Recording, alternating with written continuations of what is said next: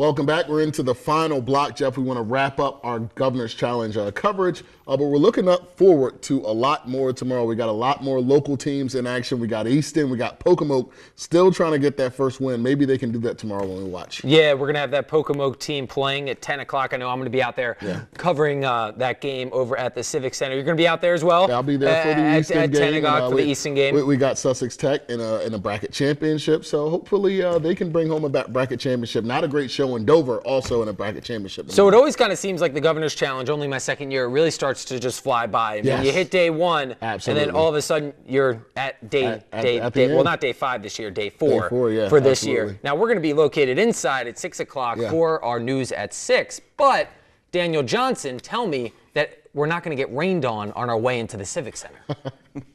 Yeah, no rain. Finally, we're going to say goodbye to the rain for a weekend. It's going to be a dry one, but it's still wet out there right now, at least the boardwalk in Ocean City and the ground across Delmarva. But the rain is done falling tonight. The rain is pushing east, but clouds hanging out, and there's some fog hanging around the region as well. But here's your weekend forecast. Partly cloudy to mostly sunny each day. Probably a little more in the way of cloud cover Sunday, and colder too. 46 for the high on Sunday. But what about New Year's Eve and New Year's Day? It does turn a bit unsettled, a few showers, but mild for all the festivities, and then warmer for New Year's Day.